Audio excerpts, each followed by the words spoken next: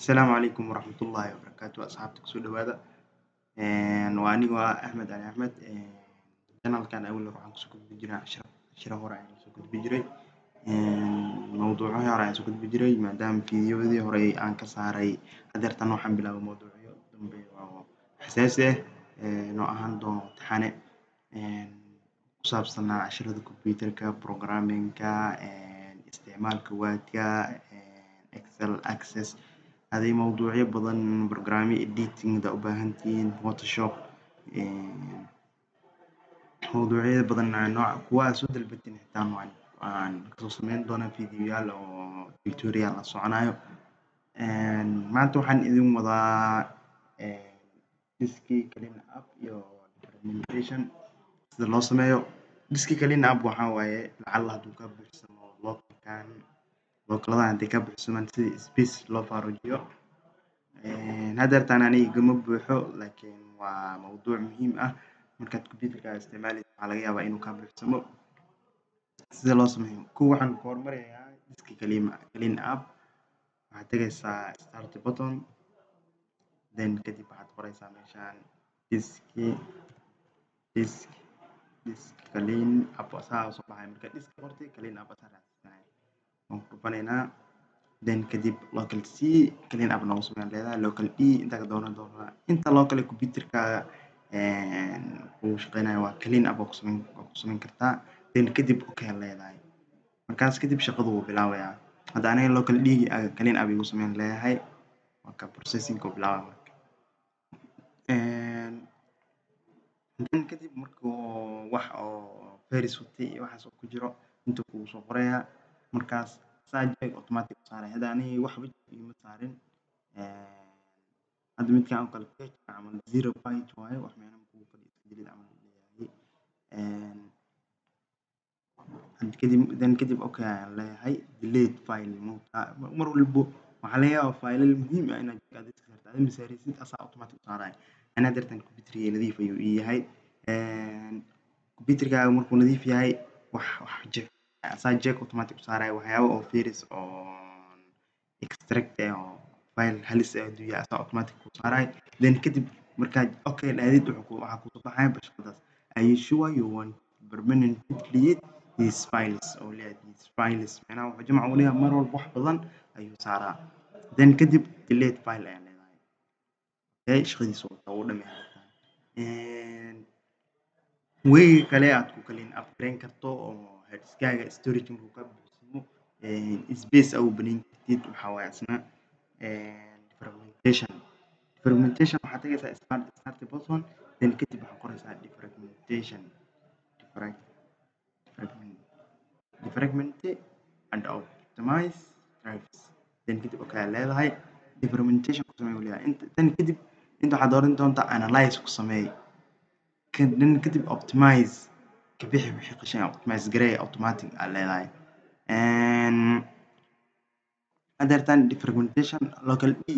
c kuma sameynayo local d ayaan hadda defragmentation ku sameynaya analyze ayaan leeyahay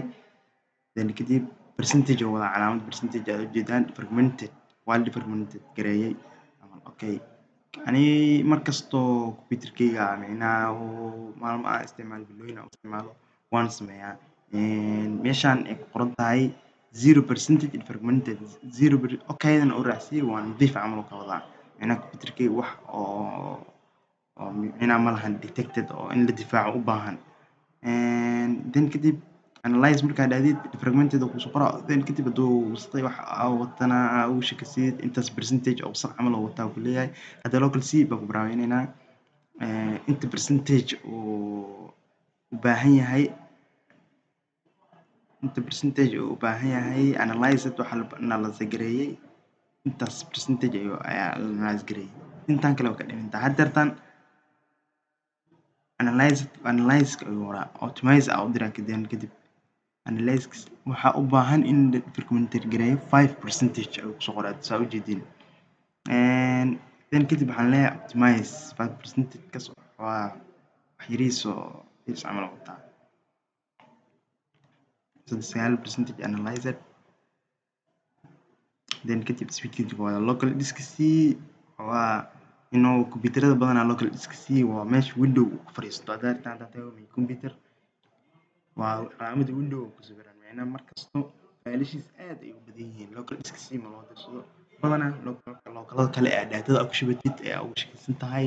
inuu space waxyaabo oo files oo space badan kaa cunayn kaaga jiraan ayaa loogu talagalay kadib relocated 1% ayuu leeyahay then kadib stop ayaan leeyahay stop shaqadu wadaa macnaha waa wax oo waxaa ku jiro adee hal file camal waxaa ku jiro oo xoogaa saqiir wato inkastoo localkaas uu yahay localka oo local C uu yahay uu wado wuxuu wadaa windowgii waxaa ku jira filal extensions oo noocyo kala duwan uu wadaa extensionskaas uu yaalaa markaa badanaa local disk D C wixii ku samaysanaa u diree then kadib close ayaan leeyahay sida kale ee computerkaaga markuu culays ku noqdo aad ku fududeysan kartid wayga kale aan ku tusi lahay waxaa waaye waxaad samaynaysaa window key plus R aad qabanaysaa calaamadda window key plus R waxaad samaynaysaa hadoo inay automatic ay qoran tahay maadaama mar walba aan sameeyo percentage calaamadda percentage aan qoray temp aan qoray TEM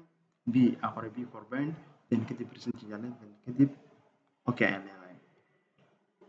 waa intaan faylashan waa wax muhiim kuguma fadhiyaan wax qiimo kuguma fadhiyaan waa iska deleedaysaa waa intaan kilobytes badan tagaan waa MB ay noqonayaan waa intana waxa kaaga soo baxaya space markuu localka kaa buuxo ee computerkaaga farjinayda ayaan ka hadlinaa waxaad samaynaysaa control plus A then kadib shift delete aan samaynaya delete shift delete wuxuu ku leeyahay are you sure you want permanent gebi ahaantiis to delete inaan delete 346 items waaye yes ayaan taabanayna calaamadda yes kadib waa intaana soo baxday intaan waa inay delete maalinka yeelayn oo faylasha kuu furan hadda waxaa waaye midkan Adobe shirkadda Adobe waa skip waa iska leedahay waana caadi waa laakiin inta badneed 300 iyo xoogaa waa delete labadaas item kuwa qaar aan delete mina jirto waa ka tagay skip waa iska leedahay asxaabta intaas ayaan idin waday maanta soo dhawaada mar labaad iyo mar koowaad iyo mar labaad aan dhehe